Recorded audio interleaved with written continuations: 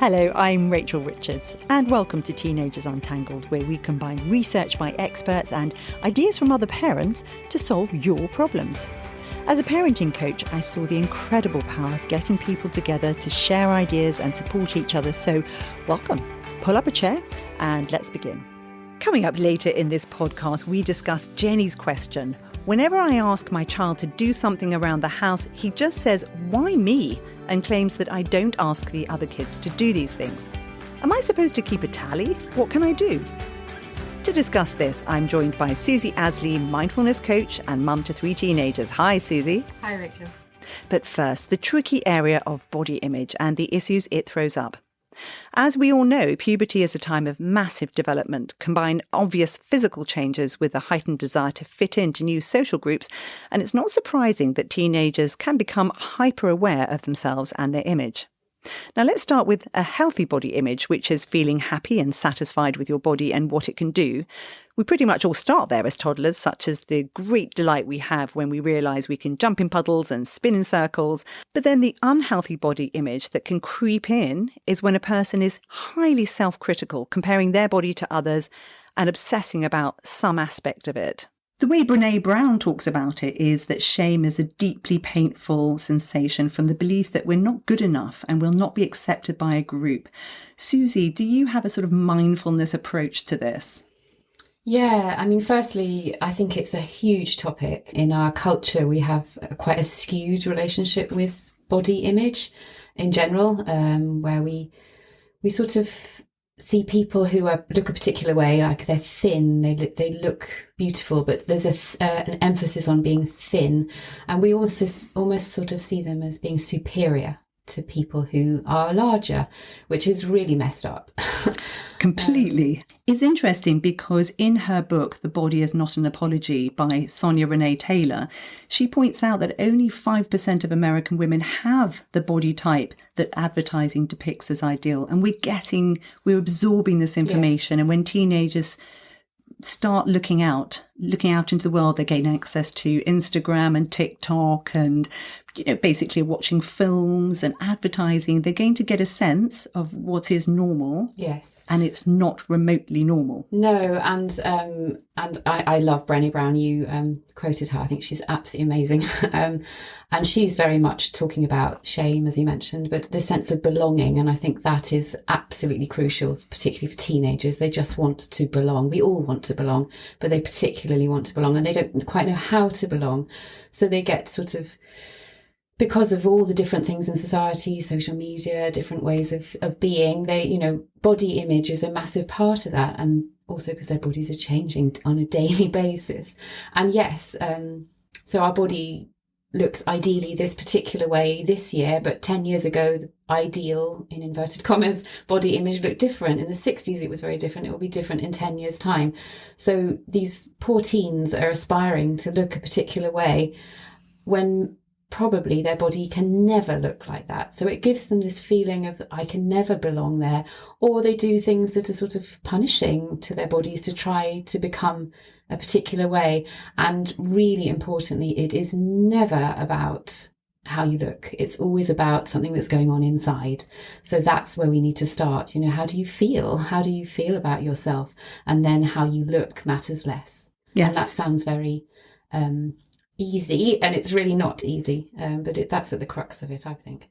And that was one of the points that was brought up in one of the websites that I accessed. All of the details of the things I've read and research that I've accessed will be on the podcast notes. The point is to focus on the child as a whole. Praise them for what their body can do, not what they look like. Get them doing things that make them feel good. Sports is a great one. It saves boys and girls, because if you're looking at, well, how can my body do this? Yes. You're not focused just on what it looks like when it's doing that. And it's never, that's just, I always say to my kids, I think you look absolutely beautiful. I think you're stunning. And it's the least interesting thing about you. That's a wonderful point. That's a wonderful thing to say, that it's actually the least interesting thing about anybody. Yes. I mean, we focus on the exterior, but once you get to know somebody, it becomes, you don't even see some of the things about the way they look. No. You're much more interested in the exchange and what you can do with them. And Sonia Renee Taylor in The Body Is Not an Apology points out, well, she calls it the body shame profit complex. And she says you can't sell goods to people unless they feel a need. No. And most of us don't need the things we're buying. We buy them because we're shamed into feeling that we do need them. And the psychologists Jean Baker Miller and Irene Stiver in 1997 did a study that looked into self-esteem, and they found that it's not about terrific outfits or being successful in life. Self-esteem, which is the opposite of shame, is about forming and maintaining relationships which make people feel sure of their value. Yeah. I mean, I totally agree with that. And it's, I mean, nice outfits or nice things can make you feel good, can't they? They can lovely boost yes. you, yeah. That's what they are, yes. Yeah, but they don't last. And connection is what we really need. And, you know, the idea, and I've experienced this many times, but I think particularly for teenagers, you know, they're worrying about what you're going to wear for something. What am I can't go to that because I haven't got the right outfit, or I can't go to the swimming pool because I look rubbish in a swimsuit, or whatever the particular thing is. And then you get there, and within 10 minutes, because you've found your friends and you're connecting, you've forgotten all about the outfit. It's the connection that matters. Exactly. And you're just having fun. Yeah. Right. Yeah. It's an interesting thing about the weight and the way that society sets us up. And it comes to us constantly. We don't even notice it half the time. But what's hilarious is that people always say to me, so, you're looking great. Have you lost weight? Yes. As if it's some kind of compliment. Yes, well, it's the superior thing. If you're thin, you've lost better. weight. And I always think, how fat do you remember me being? Yeah. But I'm not. But I don't mind, because actually, what's happening is they just have internalized the way that we're told we need to think about other people's bodies. So it's about coming back to our own prejudices and our own thinking. So we've got the stuff that's going on the internet, the Instagram and the TikTok and the images that are being presented there. And, now these massive bottoms are, they're the thing. I even saw Madonna's got a massive bottom now. It's very strange. But there's this stuff that will influence our children. Yeah. But actually, the best way to combat it is to check how we're talking about these things at home, and also talk to them about what they're seeing. So I was lucky because my daughters have followed on from their stepsisters. And while the stepsisters were on Insta and all those sorts of things, I would sometimes go on to them before my daughters were allowed onto these social media platforms. And I'd say, hey, remember what they looked like the other morning when they got up, which is normal. And then I'd show the Instagram image and I'd say, you see how different that is. So you need to start filtering before you get into this and understanding what's actually going on there, and then look around you, walk down the street, walk around and look at other teenagers your age. Do they really look like that? Yeah, that's really good awareness to have a sort of a normal image, and awareness in general, for that's a massive part of mindfulness and, mindful eating, being aware, turning inwards. How do I feel, and making that the starting point, not otherwise we're just focusing on the external. And what's making me feel that way? Yes. And so then you can actually spot when you're being manipulated. Yes. Then you can spot that actually, is that a true feeling, or is that something that's been pushed on me by the people around me or the things that I'm accessing? Yeah. So then the way that we look becomes a fun thing. It's like, it's an expression of our personality. It's an expression of who we are, as opposed to the way to belong, which is a really different way round. And that's a really good point as well, because I think as parents, we need to, rather than panic when our children are experimenting with the way they look, whether it's the clothing or the things they're trying to do, that we need to talk to them about it and embrace it. Having said that, the tattoo side, no, that's a bit, I do put limits, and I have said... Oh, I've encouraged mine, sorry. They've all gone, no. They're not holding that's another technique. Just encourage them, and then they'll go, no, that's really not cool because my mum wants me to do it. No, mum, why would I want to do that? No, I've told them all I can't wait to see what colour hair they're going to have, and obviously they can't in school, which I think is a massive shame, but that's a whole other topic. Oh, my daughter went in with red hair under. It was red underneath the hair. And I said to her, if you get sent home, that's your fault and your problem. It's not my problem. But she wanted it. I did it for her. Brilliant. Because she's just trying to experiment, and that's fine. Yeah, it's fun. And I do think cultural influence can have a very important role here. And it's much harder when you come from a culture that has a certain type. So I know that a friend of my daughter's comes from an Asian culture where petite is everything. You have to be petite. And so the pressure on the mother is then transferred down to the daughter. And this is tragic because it's very, very hard to be something you're not. She's been brought up with a Western diet. And then you get the clash of the two different ways of seeing things, which makes it even harder. That is much harder. And again, that comes back down to belonging, doesn't it? We want to belong. And basically, as human beings, we want to be accepted and loved for who we are, exactly who we are. And if who we are doesn't match some particular way, then that's really painful, really difficult.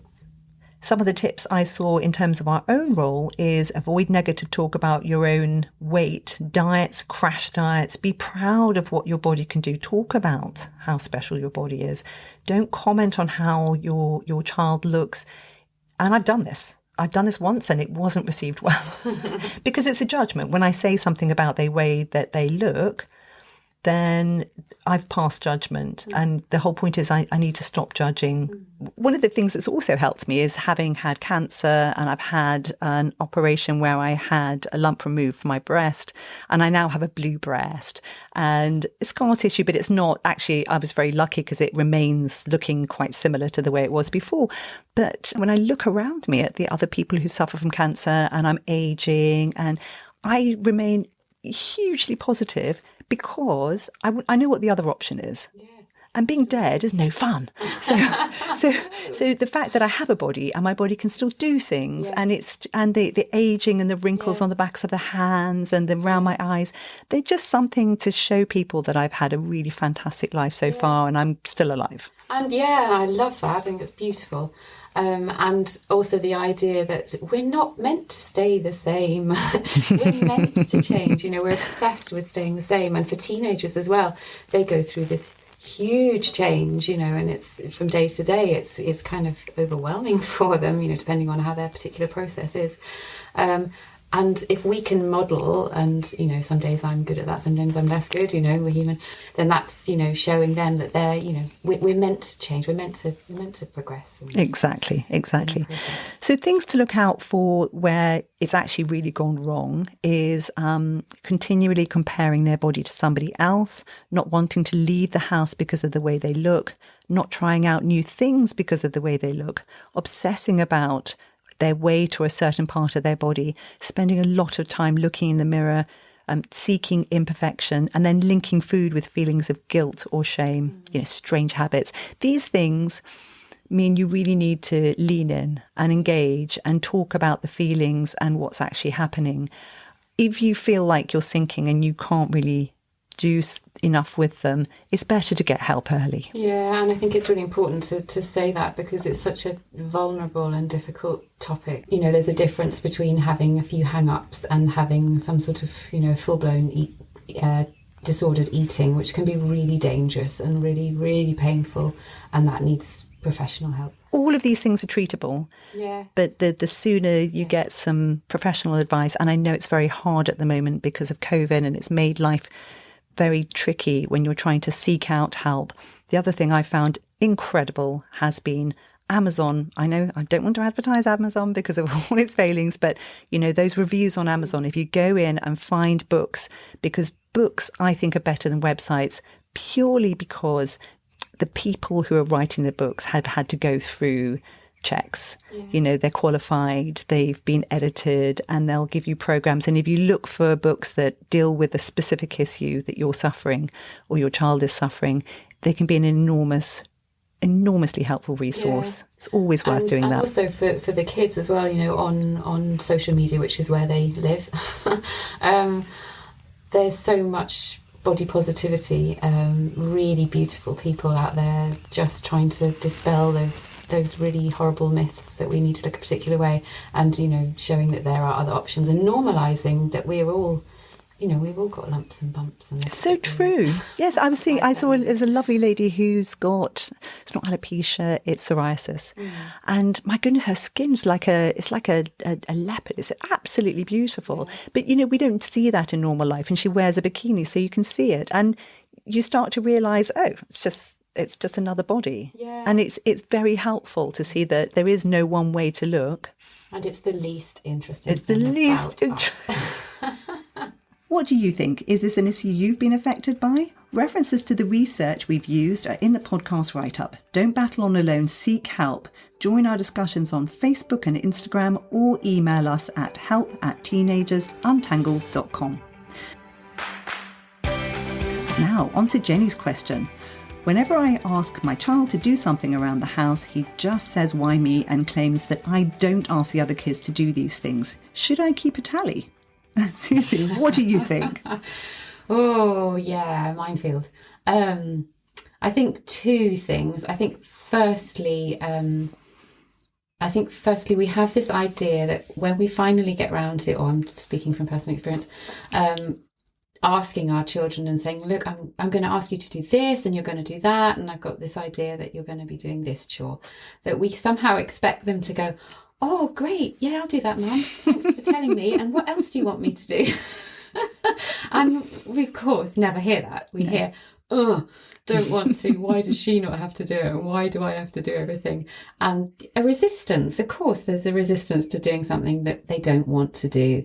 And we maybe just need to change our expectations. Just stick our fingers in our ears while they're resisting, and just, make sure that they do whatever it is you've asked them to do. But to drop the expectation that they're going to somehow do a little dance and go, hooray, I get to do a really boring chore. I'll stop scrolling through TikTok and I'll come and do this dishwasher. Would you like to hoover as well? And then the other thing I think is that, and I put my hand up completely for this, is as I've parented on my own since my kids were 18 months and 4, with 3 of them, I have seen them be really enthusiastic when they were little, that lovely phase where they really want to help, they really want to do things. And I haven't had the energy or the time or whatever to prioritise that, because there was a lot going on. Sure. So I have, I haven't sort of grabbed those moments as well as I would like to have done. Susie, there is a graph and it shows an inverse relationship between a child's interest in helping and their ability to help. I can totally believe that. I have one of them in my house, I'm sure, just if that happens. So you're not alone. No. And I suppose as a single parent, it's a very, very interesting point, because I have 2 stepdaughters and their mother, I think, she had so much going on that it was very hard. Very often you think, I'll just do it myself. Yes. Because they don't know what they're doing and it doesn't get done as well. And there's so much resistance. And I think it's a very, very common response. What's interesting about it is I've got a whole attitude where we are a team. Everybody has to help. We are all benefiting, so we all have to, this is part of being in a team. And she said, yeah, okay. And stack the dishwasher, because I said, you do the dishwasher, you do the wiping down the table, you do the... And I came to the dishwasher and looked in, and all the bowls were stacked one on top of each other. I said, hey, excuse me, can you just come over here? Look, when we close this door in this dishwasher, what were you expecting was going to happen? Do you think there's a little man inside that runs around with a washing up sponge and some soap and cleans them? And she looked at me like, what are you talking about? And I just said, oh my goodness, you've never been shown how to stack a dishwasher. And the same thing happened with the bathroom when I said, got guests coming, could you please tidy up, just clean the bathroom, because there were 2 basins. They're going to want to use one of those basins. And then later on, I walked past and said, I told you, could you please clean the bathroom? She said, well, I have. And she'd left all her stuff around the back of the basins, both basins. And I said to her, come here. You see these 2 drawers underneath your basin, and there's another 2 under. That's 1 drawer per person. Can you please put all your stuff in the drawer? Because by leaving it all out, it looks messy and you're claiming that space. This is, again, something she's never been shown. It's not her fault. And it's not really the fault of her mother either, because her mother was busy, and I completely understand how this happens. But we somehow need to transfer the knowledge of running a house from being the parent who's responsible to the child. Yeah, and I think some of us are more natural at that than others. That does not come naturally to me. I'm just sitting here thinking that I'm not sure I was ever taught those things either.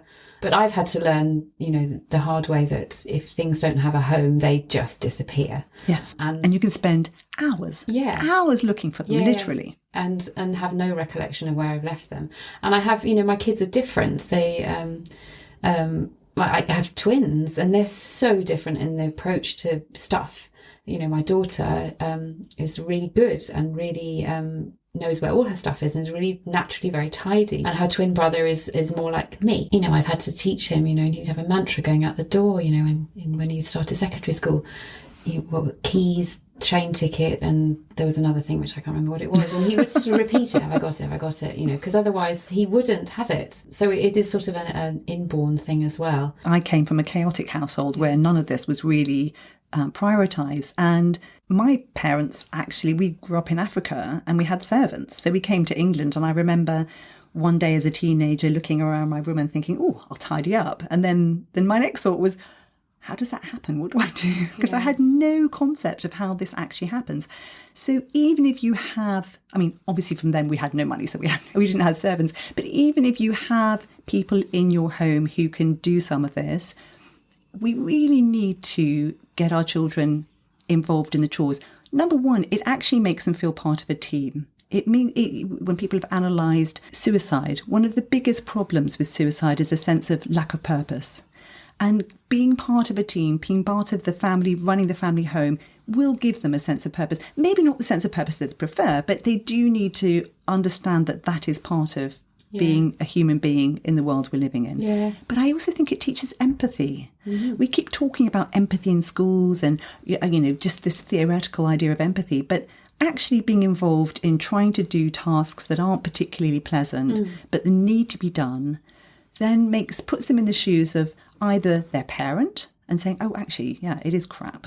Okay, you are grumpy because you've worked all day, you've come home, had food, make food, and here I am saying I can't be bothered to clear up. Yeah. I get it. Yeah. But also, if they are in the fortunate position that they then will have staff, either at work or in the home, they won't be sitting there expecting too much from the staff, and they'll be gracious about the work that's being done. I've been generally let my kids off the hook massively. They did loads of cleaning in lockdown, which was, I made lists and they had to pick 2 things. And actually it was funny, after a few weeks of doing that, they were like, oh, we can't really be bothered because it just gets dirty again. Welcome to the life. But we had, when my kids were little, we used to do cooking. I used to think that was a fun way of getting them involved in a household thing, but also a really nice way of connecting, because we do it together, like they do one meal a week. And we've done it in 3 periods, and then we got busy and stopped. I've just reintroduced it again. And they're older. But interesting, you say the empathy thing or the understanding thing. We've had issues with coming to the dinner table on time. I don't know if anyone who also has gaming boys / children coming to the dinner table when they're in the middle of a game can be an interesting process. And we've tried various methods of making that work for us. And what works for us after many failed attempts is having a time. This is when we have dinner. Of course that can change, but then we say and that works best for us, rather than give me a 20-minute warning or that kind of thing. That might work for some people, but when my eldest, who's the big gamer, when it's his turn to make dinner, he does not like it when people are late. And he does not like it when his siblings are cooking when it's not ready on time. Which is very interesting. He has no problem keeping us waiting, but maybe that will change. I think that has changed because he's realised actually it's really quite annoying when you've cooked and it's cold and nobody's there.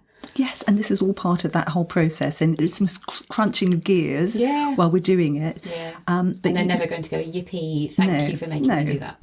And your point is really, really useful, because Jenny, who wrote the question, it's much better to assign chores ahead of time, because if you ambush your child, you're going to get that instant response. We did this in Parent Gym. We used to sit people down and make them write out a family chart of the chores that needed to be done on a weekly basis, and then allocated them. And people could choose them, but people had to do things, and it was part of the contract.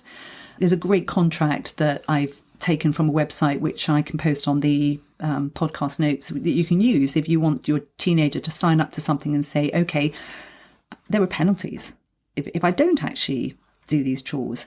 Offer them some flexibility. Don't say it has to be done by this exact time always. You can pay commission. So you can have it, for example, with my kids, there's a base level of what's expected of them for their allowances, but I'll pay to have my car washed, because I'm going to go and pay someone else to do that anyway. Yeah. So I have had them come back and say, oh, but can you just pay me an extra £5? And I say, no, I get a professional car wash. I'm not going to give you extra just because I love you. Forget it. Do the job. And let's be honest, yours isn't going to be as good. Avoid buying everything for your children. Avoid giving them everything. Hold things back so that they know that you're not just sort of a free ride. Because I remember being a teenager, my goodness, I would work it. There's always, supper's finished. Oh, I need the loo. Yeah, I'm one of those too. He's always in the loo. And the expectation that they're not going to jump for joy, and that they probably, if you have more than one kid, will go. I mean, I say do the dishwasher and I'll do the top, you do the bottom. He's done more than me. She's done. That's just part of it. And I used to find that really annoying and resist it. Why can't you just go on with it? But actually, they kind of quite enjoy that weird banter. Yeah, you just have to tune it out. Thing, yeah. Just walk away. You guys deal with it. I just expect it done when I'm. And you can withhold things. So you can say, all right, gaming, totally. You can go and game once this is done.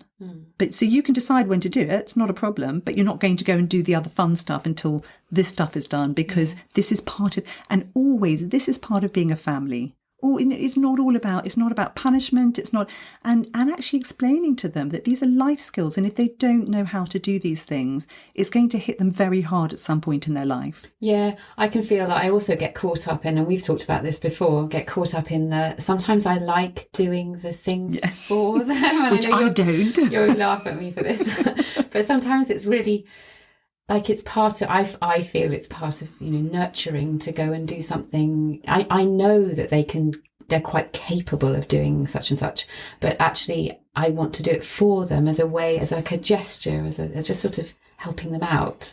So then I choose to do that. And I don't think that necessarily needs to get in the way. I don't think that needs to change, because that's about you gaining joy from something. Doing the other things as well. But it's very much part of the way I approach it, which means it's sort of a bit more ebb and flow in how much I get them to do things. Yeah, and I'll do other things that show my love for my children. Yeah.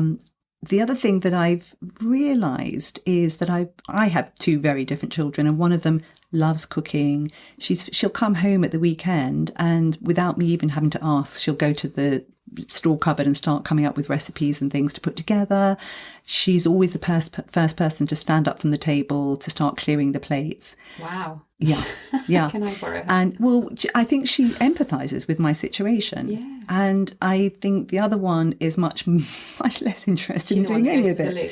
She's the one. And I'm not going to blame her, because I think she's a normal teenager. But the risk is that I'm letting one gain all the skills and the experience, and the other. So looking at it from that perspective, what you're actually doing is the other one's missing out. So this weekend, when one of them's away, the one that's always mucking in, the other one I'm going to get to come with me to the builder's merchant to get some sealant to put on the bath trap where we've had a leak, and I'm going to get her to do it. Brilliant. In the same way that I taught the other one how to coppice a willow tree that we've got. And she looked at it this year and said, look at it, Mummy, it's beautiful. And I said, yeah, you did that. Fantastic. And it gives them this sense of purpose, this sense that they can do something other than just schoolwork and flicking through digital media. I haven't, as I've said, done it as much as I'd like to have done, but we do have the moments, and especially now where they're older. And it's with the cooking particularly, it's a really beautiful way of connecting, because I know now, particularly one of them or two of them, they're quite capable of cooking a dinner, quite capable of it. I mean, you just have to be able to read, don't you?